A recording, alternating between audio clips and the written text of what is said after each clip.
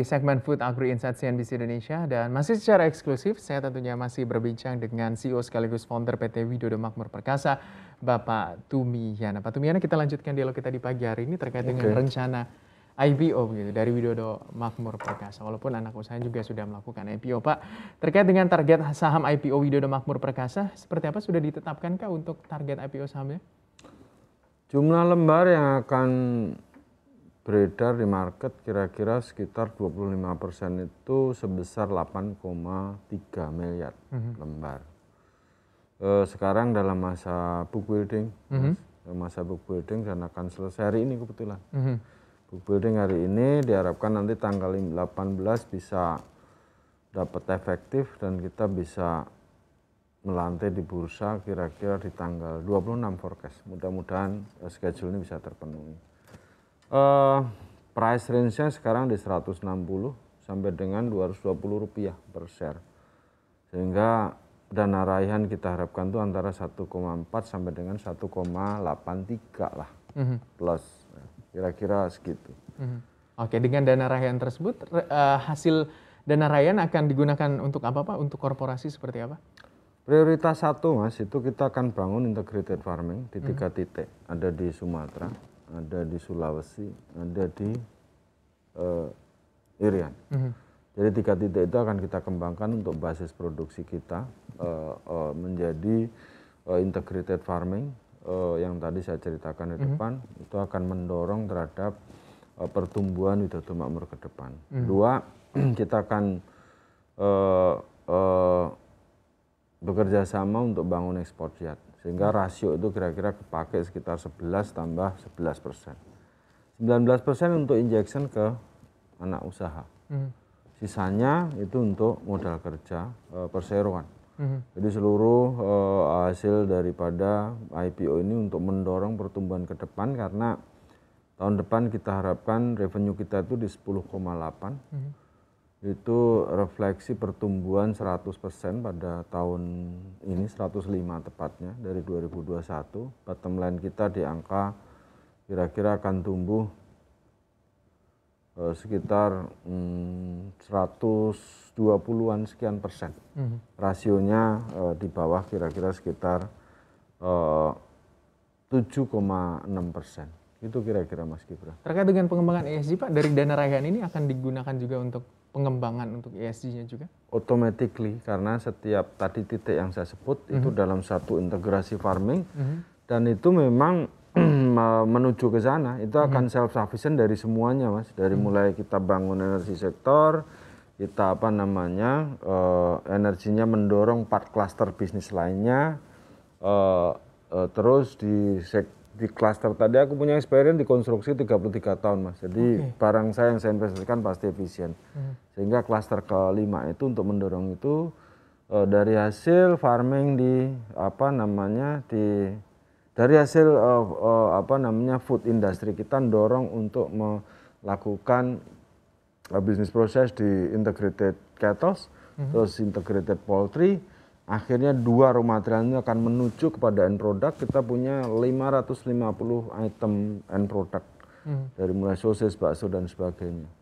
Jadi kalau Mas Gibran lihat di market, kita ada di seluruh supermarket dan ada di household. Kita udah deliver semua. Tengahnya energi sektornya mendorong 4 tadi. Oke, saling terintegrasi bisa dikatakan bisnisnya, Pak. Tapi menarik sebenarnya dengan rencana ekspansi pengembangan bisnis dari Widodo Makmur Perkasa dengan menyasar Kota Merauke begitu ya, Pak. Kalau saya tadi dengar Bapak. Kalau mungkin bisa saya kulik sedikit, Pak. Apa sih yang Widodo Makmur Perkasa lihat sehingga ekspansi bisnisnya ke arah timur juga di Kota Merauke, Pak? Saya cuplek dikit ya. Saya sebenarnya nggak mau buka di sini. Nggak mau ada teaser sedikit aja, Pak. Tapi kira-kira saya akan doing more efficient compare than other area. Kenapa? Karena di Merauke itu lahannya bagus, flat, airnya bagus juga. Saya dapat raw material dari negara sebelah nggak jauh. Memang saya tadinya nggak mau ngomong. Itu akan efisien sekali. Saya kan bisa memproduk sesuatu yang efisien, sapinya dari sebelah. Ya tadi saya cerita tadi kotorannya saya pakai untuk mupuk, sehingga saya bisa sampai dengan 30%. Semakin volume itu saya naikkan, berarti fertilizer saya untuk plantation semakin naik. Betul. Cost produk semakin besar, berarti cost production saya akan turun. Betul. Karena begitu saya dapat kotoran sapi banyak, berarti luas area saya akan nambah. Terus fertilizer saya dari 30 akan naik ke 40, 45, terus gitu. Pada saat di atas 50%, Mas Gibran bisa bayangin kalau saya bisa saving terhadap bukan zero cost lah. 50% dari total cost fertilizer akan terreduce. Nah, akibatnya apa? Harga jagungmu kan murah. Betul. Akibatnya murah gimana? Cepat terserap. Berarti harga ayamnya akan oke. Iya. Harga end produknya akan oke. Sehingga kita akan menyampaikan kepada, bukan menyampaikan, kalau produk kita efisien berarti masyarakat kan bisa achieve lebih baik. Betul. Artinya kita bisa men-share terhadap efisiensi cost production itu akhirnya ke konsumen. Iya betul. Wow, sangat visioner sekali ya Pak. Saya sangat terpukau dengan apa yang pemikiran Bapak tentang menyasar kawasan Indonesia Timur ternyata juga bisa membawa sangat besar begitu ya dampak terhadap perseroan. Tapi terkait dengan kinerja perseroan juga Pak. Tahun 2021 ini ya sudah kuartal 4, sudah mau tutup tahun begitu ya. Seperti apa sih Pak? Mungkin target perseroan di tahun ini dan seperti apa untuk tahun depan? Saya tahun ini masih tumbuh bottom line itu sekitar 280% Mas, dari tahun 2020 karena tahun 2020 komparasinya terlalu dalam. Betul. Walaupun 19 ke 20 itu Makmur juga masih tumbuh 16%. Kecil sih, tapi waktu 2020 kan masa sulit sekali, orang mencari warna, mencari sesuatu yang mana. 2021 sudah tumbuh 280%, tahun depan akan tumbuh 105 tadi saya bilang. Sehingga seluruh fasilitas produksi kita itu akan sudah deliver pada awal tahun lalu, itu mengakibatkan pertumbuhan yang besar. Nah, ke depan kita akan melakukan capex spending besarannya 10,8 triliun itu didefine menjadi 4 tahun ke depan. Rata-rata satu tahun itu saya men-spend capex 1,6 kira-kira. 1,6.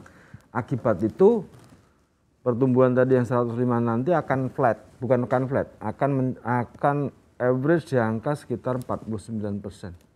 Akhirnya sampai dalam 5 tahun ke depan. Nah, dengan kondisi itu kita targetkan national market share kita di industri cattle kira-kira 27%. Di poultry-nya akan menjadi 12 gitu ya. Terus di food sektornya akan menjadi 4, terus meat processing-nya akan menjadi sekitar 12,7.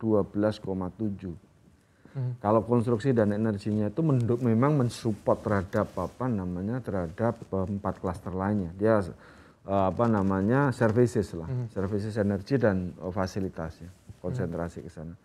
Itulah kira-kira goals dari korporasi, sehingga kalau saya sudah tadi sampaikan 27 market share, 12 sama 4, itu revenue forecast dalam tahun ke-5 setelah tahun ini, itu kira-kira sekitar 36 triliun.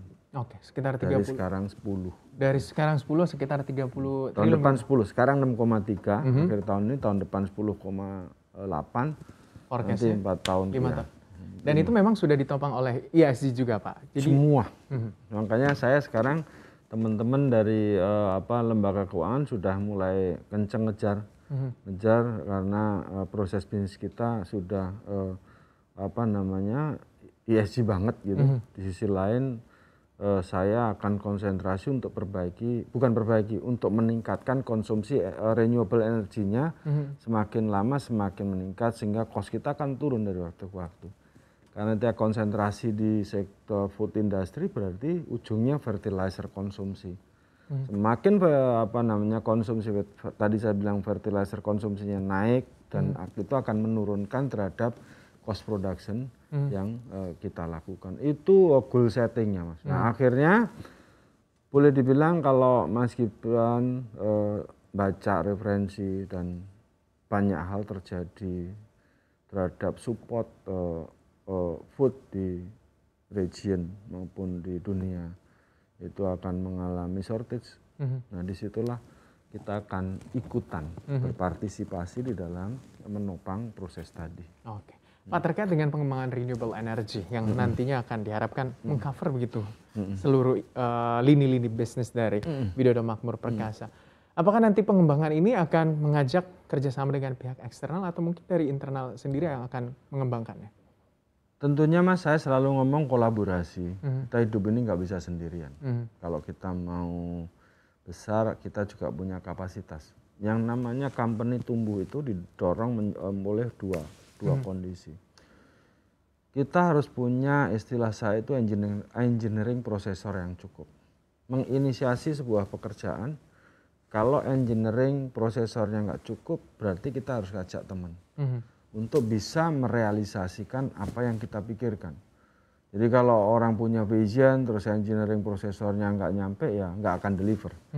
Tapi punya engineering prosesor yang baik, visionnya nggak dapat, ya nggak akan terjadi. Sehingga pertanyaannya Mas Ibran tadi, saya bilang semua harus dikolaborasikan. Makanya Widodo Makmur dalam posisi ini juga distribusi channel dibangun. Itu nggak kita lakukan sendiri, semua bermitra dengan mitra yang ada.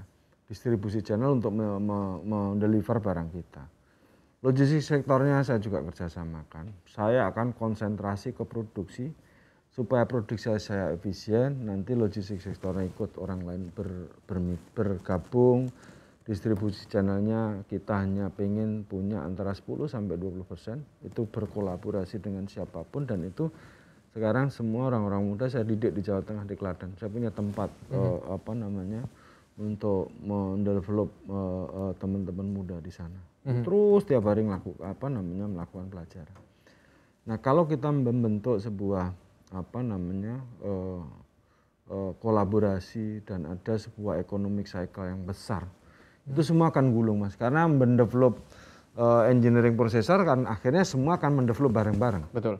Jadi ada yang konsentrasi ke basis produksi, ada yang konsentrasi terhadap distribusi channel, ada yang konsentrasi di logistik, yang konsentrasi di energi sektor, di konstruksinya sendiri. Itu semua kalau dikawinkan di dalam satu satu orkestrasi yang sama, itu akan menjadi sebuah kekuatan yang besar.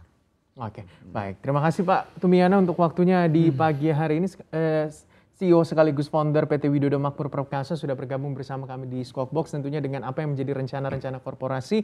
Kita harapkan bisa sukses dan juga seluruh target di tahun 2021 hingga forecast 5 tahun ke depan yang tadi Bapak juga sudah katakan semuanya bisa tercapai oleh Widodo Makmur Perkasa. Sukses selalu untuk Anda. Terima kasih Mas Gibran. Terima kasih.